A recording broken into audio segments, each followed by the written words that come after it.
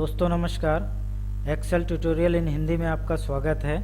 आज हम देखेंगे go to and go to special command, जो कि होम टैब का लास्ट ऑप्शन है।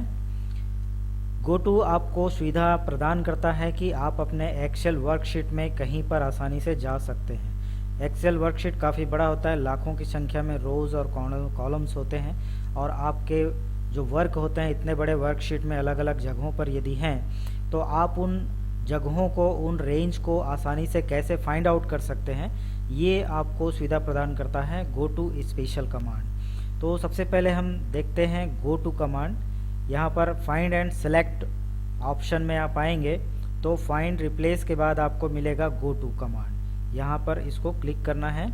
एक डायलॉग बॉक्स आता है। ये डायलॉग बॉक्स आपको बताता है कि आप अपने वर्कशीट पर कौन से रेंज पर जाना चाहते हैं। ये जो आप नाम देख रहे हैं लिस्ट बॉक्स में, ये रेंज के नाम हैं। ये नाम आप क्रिएट कर सकते हैं। कोई भी एक आपका एरिया है वर्कशीट का, तो उसको आप एक नाम से आइडेंटिफाई कर सकते हैं। जैसे कोई भी रेंज है, सपोज मैं यहाँ पर कुछ लिख देता हूँ। ऐसे ही कुछ लिख देते हैं। जैसे ये एक रेंज बन गया मेरा, ये इस तरह से। अब इसको मैं सेलेक्ट करता हूँ और इसका कोई एक नाम क्रिएट कर देता हूँ। ठीक है, नाम क्रिएट करने के लिए यहीं पर आप लिख सकते हैं कोई भी नाम। जैसे यहाँ पर मैंने लिखा सेल्स डेटा, इस तरह से मैंने लिख दिया। ठीक है, अब मैं कहीं भी रहूँ, ये वर्कशीट में कहीं भी चले जाएं, जैसे यहाँ लास्ट में अपन आ जाते हैं, यहाँ भी कुछ सपोज लिख देते हैं इस तरह से। इसको भी मैं सेलेक्ट करके एक कोई नाम दे देता हूँ। इसको मैं नाम दे देता हूँ फाइनेंस, इस तरह से। अब जैसे मेरे को जाना है, ऐसा मैं अलग अलग अपने वर्कशीट के एरिया को सेलेक्ट करके उसका एक नाम निर्धारित कर सकता हूँ, और बाद में उस एरिया तक उस नाम के जरिए आसानी से पहुँचा जा सकता है।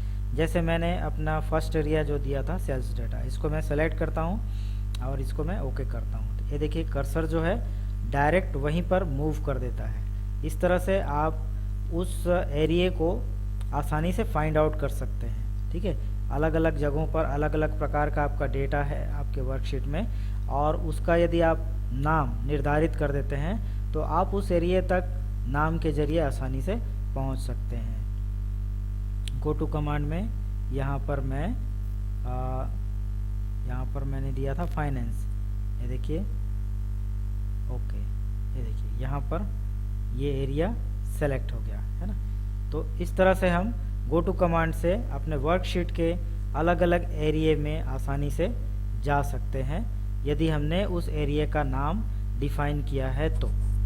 अब देखते हैं go to special command. Go to special में जाने के लिए आप ये गो टू जो डायलॉग बॉक्स आता है, यहीं पर ये स्पेशल बटन दिया हुआ है, यहाँ से जा सकते हैं, या फिर आप डायरेक्टली यहाँ पर गो टू स्पेशल कमांड है वहाँ से जा सकते हैं। वही डायलॉग बॉक्स यहाँ पर प्रदर्शित होता है। इसमें देखिए अलग अलग टाइप्स के यहाँ पर आपको सेक्शंस दिए हुए हैं, अलग अलग प्रकार के यहाँ पर आपको एलिमेंट्स दिए हुए हैं। उन एलिमेंट्स को फाइंड आउट करने के लिए आप आसानी से इनका प्रयोग कर सकते हैं। जैसे कमेंट्स, आपको कमेंट्स में जाना है, कहाँ कहाँ पर कमेंट्स दिया हुआ है आपके वर्कशीट में, कौन कौन से सेल में कमेंट है, उस पर जाना है। तो पहला वाला ऑप्शन है, इसको आप सेलेक्ट करेंगे और यहाँ से ओके कर देंगे। ये देखिए यहाँ पर दो जगह पर कमेंट दिया हुआ है, इस दोनों सेल्स को इसने सेलेक्ट कर लिया। यदि आप देख पा रहे हैं, ये देखिए यहाँ पर और यहाँ पर, ये दोनों को उसने सेलेक्ट करके आपको बता दिया कि यहाँ पर कमेंट्स आपने दिया हुआ है। दूसरा ऑप्शन है कॉन्स्टेंट्स। कॉन्स्टेंट्स का मतलब होता है जिसका वैल्यू नहीं बदलता है ना। यहाँ पर दो टाइप के डेटा होते हैं, एक तो होते हैं कांस्टेंट और दूसरे होते हैं वेरिएबल्स। वेरिएबल्स वैल्यू क्या होते हैं, जो कि दूसरे वैल्यूज़ पर डिपेंड होते हैं, और यदि वो उसके जिस पर वो डिपेंड होता है वो वैल्यू बदलेगा तो वो भी बदल जाएगा, उसको बोलते हैं वेरिएबल्स। तो कांस्टेंट्स जिसका मान स्थिर होता है, बदलता नहीं है। तो यहाँ पर देखिए ये जितने भी सिलेक्शन दिखा रहा है आपको, जितने एरिया को उसने सेलेक्ट किया ये सब कांस्टेंट है, यानी ये वैल्यूज़ किसी दूसरे वैल्यूज़ पर डिपेंडेंट नहीं है, ये फिक्स वैल्यू है, ये चेंज नहीं हो सकते, ठीक है। और जो एरिया आपको जो सेलेक्टेड नहीं है वो एरिया वेरिएबल्स का है। जैसे यहाँ पर देखिए अमाउंट सेक्शन में अमाउंट वाला कॉलम जो है पूरा वेरिएबल है, क्यों? क्योंकि ये फिक्स वैल्यू नहीं है। ये जैसे आप देख रहे हैं 39,000, तो ये 39,000 फिक्स नहीं है, ये वैल्यू डिपेंड करता है इन दो वैल्यूज़ पर। यदि मैं ये वैल्यू चेंज कर दूं तो ये 39,000 अपने आप चेंज हो जाएगा, ये देखिए। इसलिए इसको बोलते हैं वेरिएबल्स वैल्यू, है ना, जिसका मान अस्थिर होता है, वो दूसरे पर डिपेंड करता है। दूसरे वैल्यू यदि बदलेगा तो उसका मान बदल जाता है। तो ये जो ऑप्शन है कॉन्स्टेंट्स, ये कांस्टेंट वैल्यू को हाईलाइट करता है, ठीक है। फार्मूलाज, अब देखते हैं फार्मूलाज, यानी वेरिएबल्स वैल्यू, है ना, जिनका मान दूसरे मानों पर निर्भर करता है। फार्मूलाज, फार्मूला यहाँ पर 4 प्रकार के फार्मूला है, ठीक है। तो हम देखते हैं सबसे पहले नंबर्स वाले फार्मूलाज।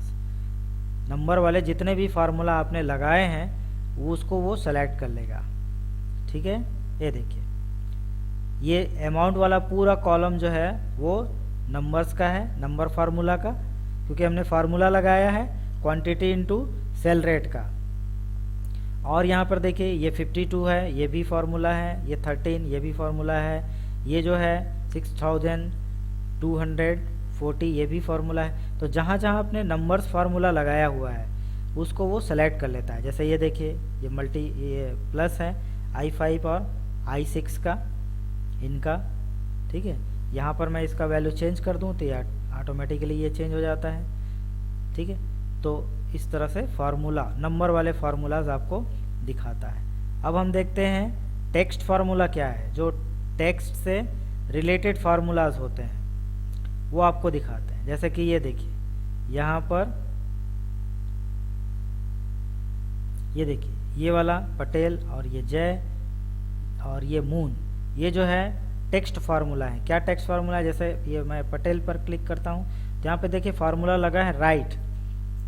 राइट का जो फार्मूला है वो क्या करता है, किसी भी टेक्स्ट वैल्यू के राइट से वैल्यूज़ को अलग करता है, उसके कुछ पार्ट्स को अलग करता है। जैसे यहाँ पर देखिए मैंने यहाँ पर एड्रेस दिया हुआ है I18, ये है I18।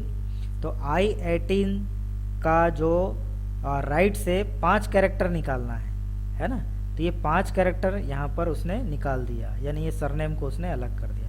इस तरह से ये इस प्रकार के जो टेक्स्ट होते हैं वो क्या होते हैं, टेक्स्ट फार्मूला होते हैं। तो टेक्स्ट फार्मूला को उसने सेलेक्ट कर लिया, जहाँ जहाँ पर आपने टेक्स्ट फार्मूला लगाया उसको सेलेक्ट कर लेता है। ये देखिए ये 3 हमारे टेक्स्ट फार्मूलाज हैं। इसके बाद हम देखते हैं अगला क्या है। अगला है लॉजिकल। लॉजिकल का मतलब होता है जिसका रिजल्ट ट्रू या फॉल्स में आता है। आपने यदि कोई फार्मूला लगाया है, कंडीशन लगाया हुआ है, तो वो यदि ट्रू या फॉल्स में रिजल्ट देगा उसको बोलते हैं लॉजिकल फार्मूला। ओके करते हैं। ये देखिए यहाँ पर ये 2 वैल्यूज़ हैं, 2 सेल्स हैं जहाँ पर मैंने लॉजिकल फार्मूला लगाया हुआ है और इसका आंसर आ रहा है ट्रू, इसका भी आंसर ट्रू। ये क्या है, तो यहाँ पे देखिए एंड कंडीशन लगा है G2। G2 कौन सा है, ये है G2। ये देखिए ये G2 है और ये फार्मूला क्या कह रहा है, G2 यदि 25,000 से बड़ा है ना, तो यहाँ पर क्या है D2 में ना यहाँ पे यह है कि G2 25,000 से बड़ा है और यहाँ पे एंड कंडीशन लगा है और D2 में काजल लिखा हुआ है। तो D2 कौन सा है, ये है ना। तो यहाँ पर देखिए दोनों कंडीशन सही हैं इसलिए ट्रू आ गया। मान लो यहाँ पर मैं 1 डाल देता हूँ तो यहाँ पे फॉल्स आ जाएगा। क्यों? क्योंकि यहाँ पे पहला वाला कंडीशन फॉल्स हो गया। G2 जो है अब ये 25,000 से बड़ा नहीं है। तो इस तरह से ट्रू और फॉल्स वाले जो भी लॉजिकल फार्मूला होते हैं उनको ये सेलेक्ट कर लेता है जब आप इसको लॉजिकल को करते हैं इस तरह से। ओके, नेक्स्ट देखते हैं क्या है। नेक्स्ट है एरर। जो फार्मूलाज आपने लगाए हैं और किसी कारण से वो फार्मूला सक्सेसफुल नहीं होते हैं तो उसमें एरर डिस्प्ले होते हैं। तो जितने भी एरर वाले फार्मूलाज हैं, ऐसे फार्मूलाज जिनका रिजल्ट एरर आ रहा है, उनको सेलेक्ट कर लेता है। ये देखिए यहाँ पर वैल्यू हैज़ वैल्यू लिखा हुआ है। इसका मतलब ये है कि यहाँ पर इस फार्मूला में कुछ एरर है ना। तो एरर क्या है, तो यहाँ पर मैंने टेक्स्ट दे दिया है, यहाँ पे कोई भी नंबर दूंगा तो यहाँ पर वो ठीक हो जाएगा इस तरह से। या कहीं पर भी मैं टेक्स्ट लिखता हूँ इस तरह से, तो ये क्या होता है, यहाँ पे टेक्स्ट को मल्टीप्लाई नहीं कर सकता, इसलिए एरर आ गया। यानी उस फार्मूला के लिए या तो आपने वैल्यू सही नहीं दिया है या कोई अन्य कारण से उसका रिजल्ट करेक्ट नहीं आता है, तो यहाँ पर एरर वैल्यू आता है। उन एरर वैल्यूज़ को, एरर फार्मूलाज को सेलेक्ट करने के लिए यहाँ पर आप फार्मूला को सेलेक्ट करते हैं। तो ये फार्मूलाज हो गया। अब आते हैं ब्लैंक्स। ब्लैंक सिंपल है, जितने भी ब्लैंक सेल्स हैं आपके वर्कशीट में, उन सारे ब्लैंक सेल्स को सेलेक्ट कर लेता है। इसको हम किसी एक पर्टिकुलर एरिया को सेलेक्ट करके करते हैं। ये मैंने सेलेक्ट कर लिया। अब मैं इसमें से जो सिलेक्टेड एरिया है उसमें से ब्लैंक वैल्यूज़ को सेलेक्ट करना चाहता हूँ। ठीक है, ओके करता हूँ। नो सेल्स वेयर फाउंड, इसका मतलब यहाँ पे कोई ब्लैंक वैल्यू नहीं है ना। यहाँ पे मैं इधर को सेलेक्ट करता हूँ, इतने एरिया को सेलेक्ट कर लेता हूँ और यहाँ पर मैं ब्लैंक वैल्यू फाइंड करता हूँ। तो ये ब्लैंक वैल्यू और यहाँ से ओके। ये देखिए जहाँ जहाँ ब्लैंक है ना, जितना एरिया मैंने सेलेक्ट किया हुआ था उस एरिया में जितना भी ब्लैंक सेल्स है उसको उसने सेलेक्ट कर लिया। इसका बहुत अच्छा उपयोग होता है, जिसको हम बाद में देखेंगे। ब्लैंक वैल्यूज़ को सेलेक्ट करके हम क्या क्या ट्रिक्स यहाँ पर एक्सेल में लगा सकते हैं, अगले वीडियोस में, आने वाले वीडियोस में देखेंगे। इसके बाद आता है करंट रीजन। करंट रीजन का मतलब होता है एक पर्टिकुलर एरिया जहाँ पर आपने टेबल बना रखा है, उस एरिया को वो सेलेक्ट करता है। जैसे मैं इस टेबल पर हूँ और यदि मैं कंट्रोल ए कर देता हूँ तो ये देखिए सबसे पहले उसने क्या किया, उसने इस करंट रीजन को सेलेक्ट किया। यानी मेरा कर्सर जिस टेबल में है, जिस डेटा टेबल में है, उसमें जितने रोज़ हैं, जितने कॉलम्स हैं, उसको सेलेक्ट कर लेता है। इसी को बोलते हैं करंट रीजन, है ना। जैसे यहाँ पर यदि मैं रहूँ तो यहाँ पर यदि मैं करंट रीजन करूँ, सेलेक्ट करूँ, या कंट्रोल ए उसका शॉर्टकट की होता है, तो ये करंट रीजन है, देखिए, है ना। जहाँ पर मेरा सेल पॉइंटर है, उस सेल पॉइंटर में जो डेटा टेबल है, जिस पर मेरा सेल पॉइंटर है, उस डेटा टेबल को पूरा का पूरा सेलेक्ट कर लेता है। उसको बोलते हैं करंट रीजन। इसका शॉर्टकट की होता है कंट्रोल ए, है ना। अब यहाँ पर हम देखते हैं करेंट एरे, है ना। करेंट एरे जो एरे होता है उसको सेलेक्ट करता है। अरे बनाने के लिए एक प्रोसीजर है, उसको हम देखेंगे। तो इस तरह से हम डाटा स्ट्रक्चर बना लेंगे और यहाँ पर 1, यहाँ पर 1, यहाँ पर एक फार्मूला लगाएंगे, इन दोनों को मल्टीप्लाई कर देंगे इस तरह से ये, और इधर एक नंबर्स लिख देंगे और ये नीचे एक नंबर्स लिख देंगे। अब हम इसका टेबल बनाएंगे, है ना। तो इसको सेलेक्ट कर लेंगे, इतने एरिया को, है ना। और उसके बाद फिर ये डेटा मेनू में आकर के, डेटा ऑप्शन में, डेटा टैब में आकर के यहाँ पर आपको मिलेगा व्हाट इफ़ एनालिसिस और इसमें डेटा टेबल। तो यहाँ पर हम इसको सेलेक्ट कर लेंगे और यहाँ पर हम इसको सेलेक्ट करेंगे, है ना। रो इनपुट सेल में ऊपर वाले 1 को और कॉलम इनपुट सेल में नीचे वाले 1 को, और ये ओके कर देंगे। तो ये एक टेबल आता है। ये एक्चुअली एक एरे होता है। एरे की पहचान क्या है, यहाँ पर यदि आप कर्सर लाएंगे सेल पॉइंटर, तो फार्मूला पे देखिए यहाँ पर टेबल बना हुआ है ना। टेबल फार्मूला लगाया हुआ है और ये टेबल फार्मूला एक करली ब्रेसेस के अंदर है। ये करली ब्रेसेस इंडिकेट करता है एरे को। एरे एक्चुअली प्रोग्रामिंग का पार्ट है, जहाँ पर एक ही टाइप के वेरिएबल्स को, एक ही वेरिएबल्स में एक से अधिक वेरिएबल्स को जो कि एक ही टाइप्स के हैं, उसको एक ही वेरिएबल में स्टोर करने के लिए एरे यूज़ किया जाता है। वो प्रोग्रामिंग का पार्ट है। लेकिन यहाँ पर हम वर्कशीट में टेबल के जरिए हम यहाँ पर एक एरे जनरेट कर लेते हैं यहाँ पर, ये डेटा टेबल के जरिए, है ना। डेटा टेबल जो बनता है वो एरे का इस्तेमाल करके बनता है। कुल मिला के यहाँ पर एरे इस्तेमाल किया हुआ है, और इस एरे को हम जानना चाहते हैं कि करेंट एरे कौन कौन सा है, कितना एरिया हमने एरे को यूज़ किया हुआ है। तो यहाँ पर आएंगे गो टू में और करेंट एरे को सेलेक्ट कर लेंगे। तो ये देखिए इतने एरिया में एरे का इस्तेमाल किया गया है, ये है इसका मतलब। तो ये चीज़ थोड़ा सा कॉम्प्लिकेटेड है, पहले आपको एरे डिज़ाइन करना पड़ेगा और उसके बाद फिर आप एरे को गो टू के माध्यम से सेलेक्ट कर सकते हैं, ठीक है। इसके बाद आते हैं नेक्स्ट ऑप्शन है इसमें ऑब्जेक्ट्स।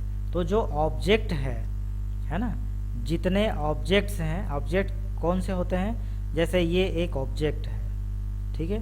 तो उसको सेलेक्ट करने के लिए ये देखिए, ये में हमने बॉक्स जो बनाया हुआ है, ये देखिए ये जो है ड्राइंग्स जो हमने बना रखे हैं ये ऑब्जेक्ट है।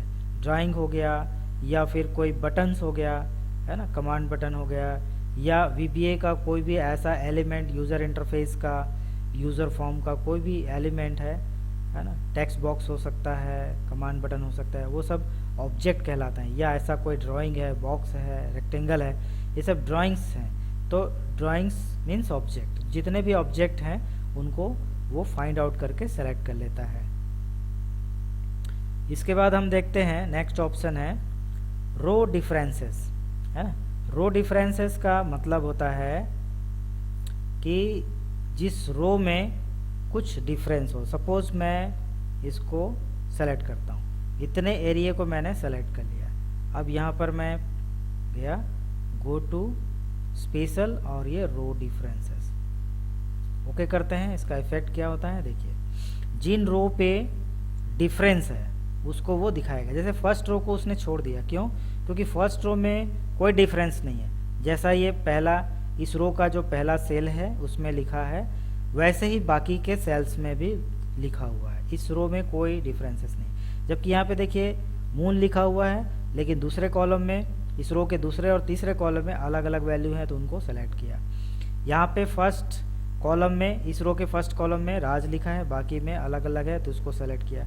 यहाँ पे देखिए इस रो में फर्स्ट में जो वैल्यू है फर्स्ट कॉलम में वही सेकंड में है, तो इसको उसने सेलेक्ट नहीं किया क्योंकि दोनों सेम है। इसमें अलग, जो रो में जो डिफरेंसेस होते हैं, है ना, उनको वो सेलेक्ट करता है। सेम चीज़ आपको मिलेगा नेक्स्ट ऑप्शन पे, वो है कॉलम डिफरेंसेस।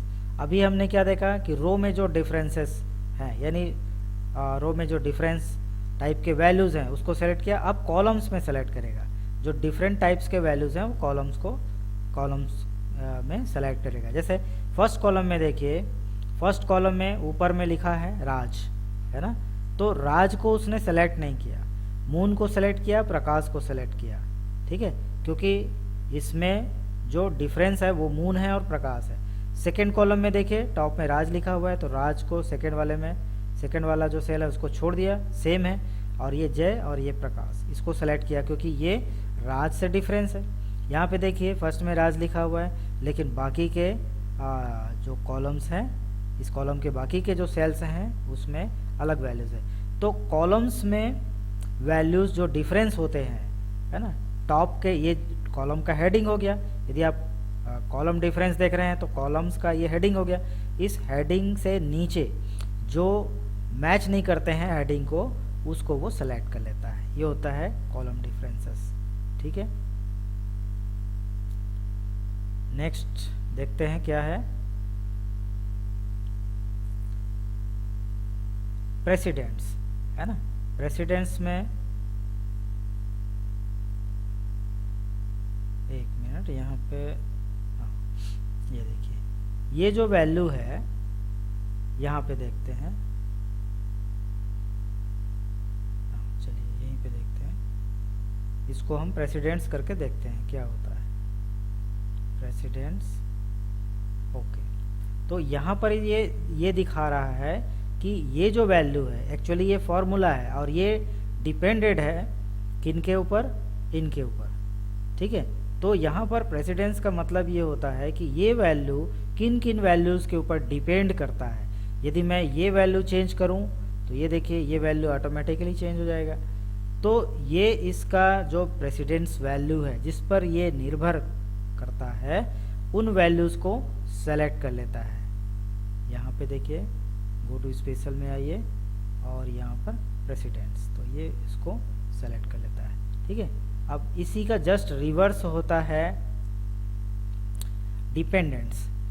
मैं ये चाहता हूँ कि ये जो 10 वैल्यूज़ है यहाँ पर 10, इस 10 वैल्यू यानी कि इसका रेफरेंस क्या है I6 में जो वैल्यूज़ है इस वैल्यू के ऊपर कौन कौन सा वैल्यू डिपेंडेंट है ना। तो यहाँ पर मैं ओके कर दूंगा। अभी मैं डायरेक्ट ओनली को लेता हूँ, यानी इस वैल्यू के ऊपर डायरेक्ट कौन सा वैल्यू डिपेंडेंट है ना, ये इसने बता दिया। ठीक है, ये वैल्यू डायरेक्टली डिपेंडेंट है।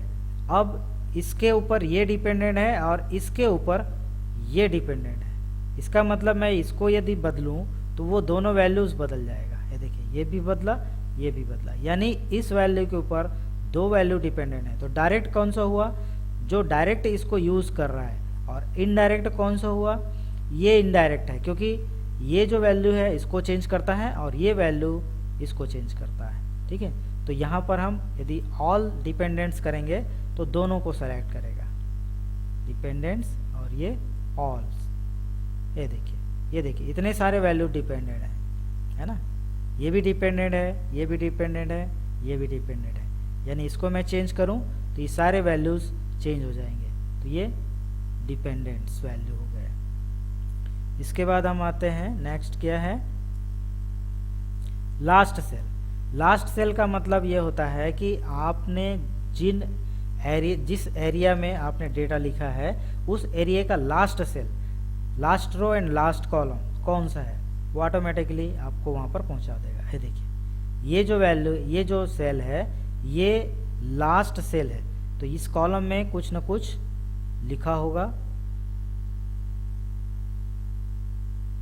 यहाँ पर कुछ न कुछ वैल्यू लिखा होगा, इसलिए उसने लास्ट सेल डिफाइन किया है ना।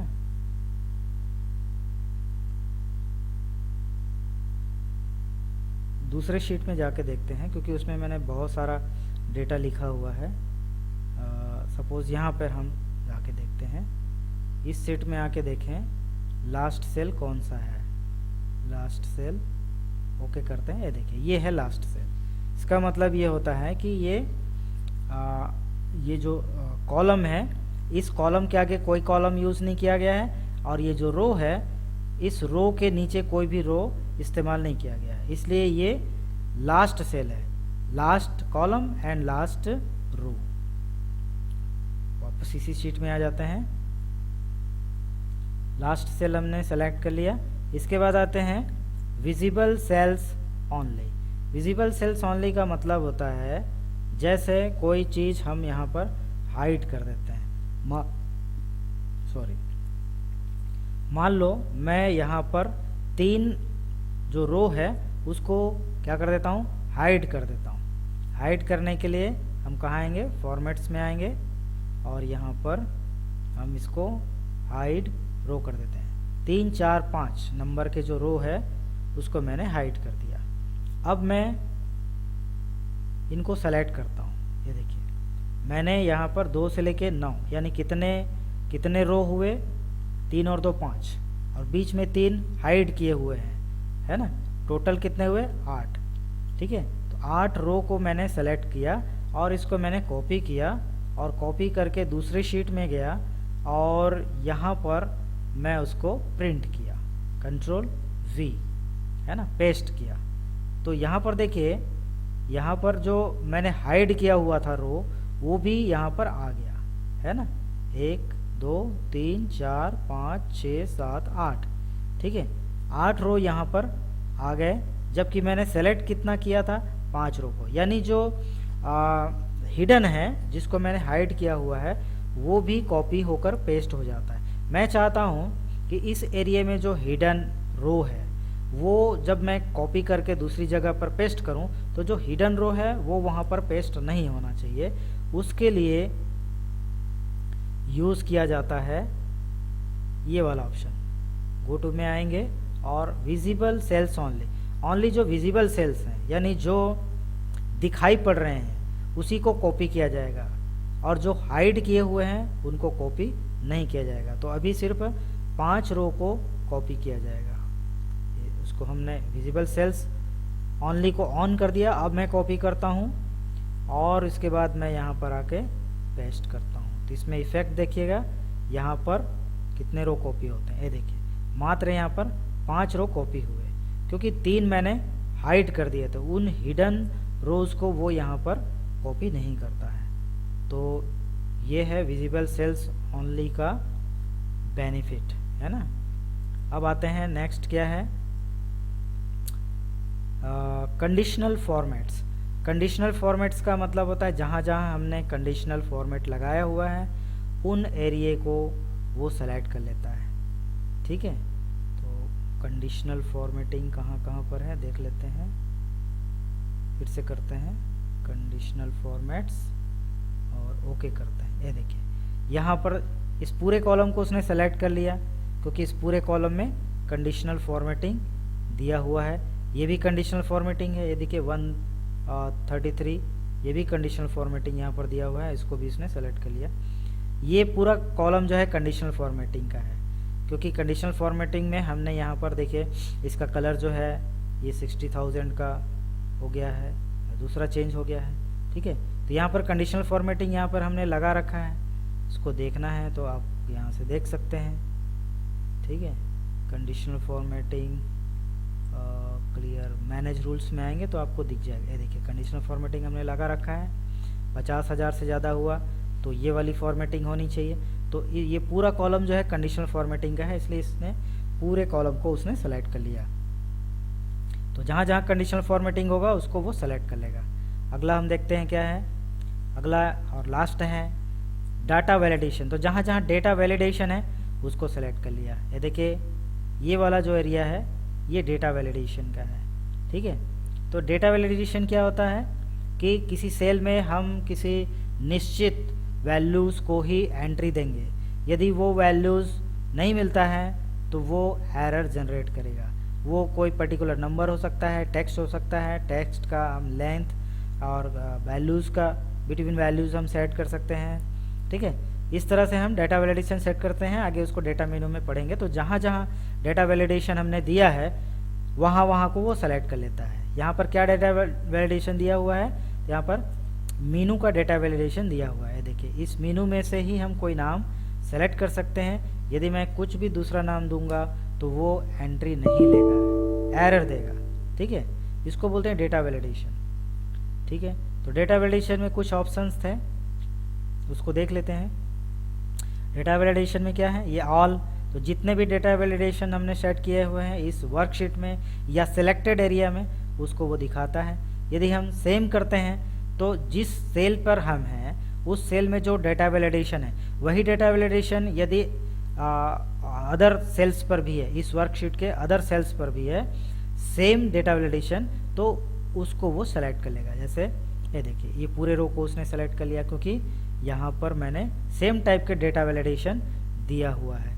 यहाँ पर डेटा वैलिडेशन दिया है मैंने, तो यहाँ पर यदि मैं डेटा वैलिडेशन सेलेक्ट करूँ और सेम करूँ तो कहाँ कहाँ पर है, एक ही है ना। ऐसा डेटा वैलिडेशन कहीं भी नहीं है, ठीक है। तो इस तरह से हमने देखा कि गो टू स्पेशल कमांड क्या करता है, हमारे वर्कशीट में अलग अलग सेक्शंस पे अलग अलग एरिए पर हमने जो जो फॉर्मेट्स दिए हैं, डेटा वैलिडेशन दिया हुआ है ना, कॉन्स्टेंट्स लिखे हुए हैं, फार्मूलाज दिया हुआ है, तो उन सेक्शंस पे हमको आसानी से मूव करा देता है, उस एरिए को आइडेंटिफाई कर देता है ना। उस एरिए को हम आसानी से देख पाते हैं, उसको सेलेक्ट करके हमारे सामने दिखाता है। तो ये बहुत काम का चीज़ है। और ये जो शॉर्टकट्स आप देख रहे हैं ये सारे शॉर्टकट्स इसी के अंतर्गत जो हमने ऑप्शंस पढ़ा वही है। जैसे ये फार्मूलाज को देखना है, कमेंट्स को देखना है, कंडीशनल फॉर्मेटिंग को देखना है, कॉन्स्टेंट्स को देखना है, डेटा वैलिडेशंस को देखना है, ऑब्जेक्ट्स को सेलेक्ट करना है या सिलेक्शन पैन, ठीक है। तो ये सिलेक्शन पैन ओपन कर देगा, एक सिलेक्शन पैन, ये अलग से पैन खुल जाता है, ठीक है। तो इस तरह से हमने देखा कि गो टू स्पेशल कैसे काम करता है। मैंने इसके सारे ऑप्शंस कवर किए हुए हैं। आई होप आपको समझ में आया होगा। यदि आपको कोई भी डाउट्स हैं तो आप कमेंट छोड़िए, कमेंट पर बताइए कि आपको क्या चीज़ समझ में नहीं है, मैं एक्सप्लेन करने की कोशिश करूँगा। ओके फ्रेंड्स, ये वीडियो यदि आपको पसंद आया तो इसको ज़्यादा से ज़्यादा लाइक कीजिए, शेयर कीजिए, कमेंट्स कीजिए और मेरे चैनल को सब्सक्राइब कीजिए। मिलते हैं नेक्स्ट वीडियो में, तब तक के लिए bye bye. Thanks for watching my video. Thank you very much.